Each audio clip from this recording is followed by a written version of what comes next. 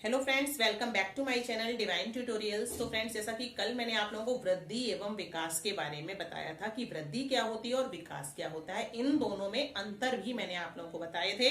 तो अगर आप लोगों ने वो वीडियो वॉच ना किया हो कल वाला, तो उसको भी वॉच कर लीजिए। और अगर आप हमारे चैनल पर नए हैं तो सब्सक्राइब कर लीजिए और इसको अधिक से अधिक शेयर कीजिए। सबको बताइए कि सीडीपी की क्लासेस स्टार्ट हो गई हैं। इस बार यूपी टेट 2021 को क्रैक करना ही करना है, किसी भी कीमत पर यूपी टेट 2021 निकालना ही निकालना है। क्योंकि अगर गवर्नमेंट जॉब चाहिए तो सबसे पहले आपको निकालना पड़ेगा टेट और उसके बाद निकालना होगा सुपर टेट। तो फिर अभी से और आज से ही हमको अपनी प्रिपरेशन शुरू कर देनी है। तो हमारे चैनल पर शुरुआत हो गई है सीडीपी से। तो कल मैंने आप लोगों को बताया था वृद्धि एवं विकास, आज बता रही हूं बाल विकास की अवस्थाएं। तो फ्रेंड्स, बाल विकास की अवस्थाएं मैं आप लोगों को बताऊंगी। और देखिए, अलग अलग मनोवैज्ञानिकों ने अलग अलग अवस्थाओं का वर्णन किया है।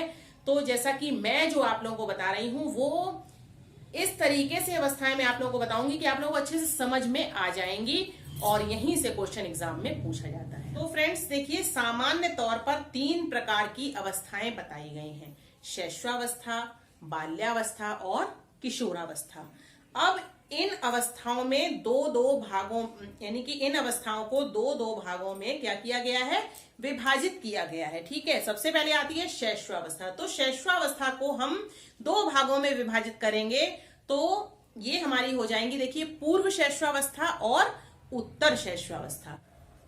तो ये जो हमारी होती है पूर्व शैशवावस्था, ये होती है जन्म से 3 वर्ष तक, और उत्तर शैशवावस्था होती है 3 वर्ष से 5 वर्ष तक। ठीक है, तो ये हमारी हो गई शैशवावस्था। और शैशवावस्था के अंतर्गत 2 प्रकार की अवस्थाएं हैं। सबसे पहली है पूर्व शैशवावस्था, फिर है उत्तर शैशवावस्था। तो हमारी देखिए, पूर्व शैशवावस्था हो गई जन्म से 3 वर्ष और उत्तर शैशवावस्था हो गई 3 से 5 वर्ष। इसके बाद हमारी आती है बाल्यावस्था। तो बाल्यावस्था देखिए कैसी होती है। तो फ्रेंड्स देखिए, बाल्यावस्था में क्या होता है, बाल्यावस्था को भी 2 भागों में विभाजित किया जाता है। तो इसमें भी इसी तरीके से आती है पूर्व बाल्यावस्था और दूसरी होती है उत्तर बाल्यावस्था। तो पूर्व बाल्यावस्था में होता है 5 से 8 वर्ष तक और उत्तर बाल्यावस्था में होता है 8 से 12 वर्ष तक। इसके बाद आती है किशोरावस्था। तो किशोरावस्था भी इसी तरह से 2 भागों में इसको भी विभाजित किया गया है, पूर्व किशोरावस्था और उत्तर किशोरावस्था। फ्रेंड्स देखिए, पूर्व किशोरावस्था में जो एज होती है वो होती है 12 से 15 वर्ष और उत्तर किशोरावस्था में होती है 15 से 18 वर्ष। तो इस प्रकार इन अवस्थाओं का वर्णन यानी कि अलग अलग मनोवैज्ञानिकों ने किया है। तो इन अवस्थाओं को आप लोग एक बार समझ लीजिए। अगर आपके पास कोई भी बुक है तो उसमें से थोड़ा सा आप इनके बारे में डिटेल देख लीजिए, थोड़ा सा पढ़ लीजिए। और इसके बाद मैं आपको बताऊंगी बाल विकास की अवस्थाओं में विकास के आयाम। तो आयाम जो है वो क्या क्या है, तो देखिए, शारीरिक विकास होता है, और क्या होता है, दूसरा होता है मानसिक विकास, और फिर इसमें होता है भाषाई विकास, और इसमें होता है सामाजिक विकास और संवेगात्मक विकास। ये सारे विकास होते हैं। ये क्या है, ये विकास के आयाम हैं। इन सब के बारे में मैं आप लोगों को बताऊंगी। इसमें जैसा कि सबसे पहले आता है शारीरिक विकास। तो शारीरिक विकास में क्या क्या होता है, यानी बच्चे का शारीरिक विकास कैसे होता है, यानी कि शैशवावस्था में शारीरिक विकास जो है वो किस तरह से होता है, वो इस बारे में हम लोग चर्चा करेंगे। सबसे पहले तो क्या होता है, सबसे पहले ये होता है कि जन्म के समय बच्चे का वजन कितना होता है, 6 से 8 पौंड। यहां से क्वेश्चन एग्जाम में पूछा भी जाता है।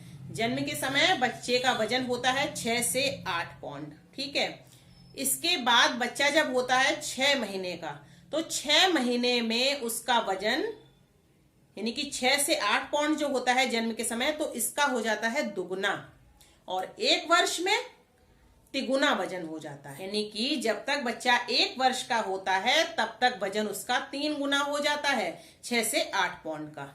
अच्छा, इसमें देखिए सेकंड क्या आता है पॉइंट, कि जन्म के समय बच्चे की लंबाई कितनी होती है, 20 इंच होती है। जन्म के समय बच्चे की लंबाई 20 इंच होती है। और बाल्यावस्था में लड़कियों की लंबाई लड़कों की अपेक्षा तेजी से बढ़ती है, यानी कि लड़कियों की लंबाई तेजी से बढ़ती है किसकी अपेक्षा? लड़कों की अपेक्षा। बाल्यावस्था में लड़कियां लड़कों से अधिक लंबी होती हैं। अच्छा, एक मेन बात यह है कि नवजात शिशु में 270 हड्डियां होती हैं और वैसे 206 हड्डियां होती हैं। वयस्क मानव में कितनी हड्डियां पाई जाती हैं? 206। लेकिन नवजात शिशु में 270 हड्डियां होती हैं और बाद में ये हड्डियां क्या होती हैं? जुड़ जुड़ करके 206 रह जाती हैं। तो अगर आपके लिए एग्जाम में क्वेश्चन आता है कि नवजात शिशु में कितनी हड्डियां पाई जाती हैं, तो 270। अच्छा, अब जो पॉइंट आ रहा है वो ये है कि 7 से 9 महीने का जब बच्चा होता है तब उसके दूध के दांत निकलते हैं, जो कि अस्थायी होते हैं, स्थायी नहीं होते हैं। 7 से 9 महीने के बीच में बच्चे के जो दूध के दांत निकलते हैं वो अस्थायी होते हैं और वो क्या होता है, उन दांतों का गिर जाते हैं जब वो, तब जो दांत दोबारा निकल कर आते हैं 7 से 8 साल में, यानी कि 6, 7, 8 साल में जब वो दांत निकलते हैं वो होते हैं स्थायी दांत। जन्म के समय मस्तिष्क का भार कितना होता है? 350 ग्राम। 350 ग्राम होता है जन्म के समय बच्चे के मस्तिष्क का भार। 3 वर्ष की अवस्था में बच्चे का आधा मानसिक विकास हो जाता है। जब बच्चा 3 वर्ष का होता है तब तक उसका जो है आधा मानसिक विकास हो जाता है। और जब बालक जो है वो होता है 14 वर्ष का, यानी कि जब बालक 14 वर्ष का होता है तब उसका पूर्ण मानसिक विकास हो जाता है। ठीक है, इन चीजों को याद रखिए, इन पॉइंट्स को याद रखिए, क्योंकि एग्जाम में क्वेश्चन यहीं से पूछा जाता है और ये चीजें आपके लिए जरूरी भी हैं।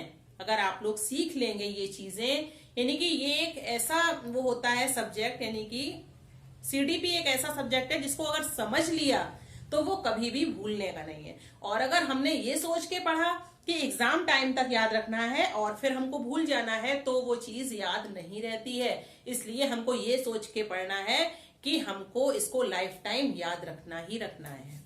तो फ्रेंड्स, आज आप लोग बस इतना ही देखिए। कल मैं आप लोगों को बताऊंगी इसके आगे के विकास, यानी कि मानसिक विकास, संवेगात्मक विकास और जो भी विकास है वो सारे मैं आप लोगों को बताऊंगी। तो अगर आप हमारे चैनल पर नए हैं तो सब्सक्राइब कर लीजिए, बेल आइकन को प्रेस कर लीजिए, जिससे सभी वीडियोस के डेली नोटिफिकेशन आपको समय से मिलते रहें। Thank you.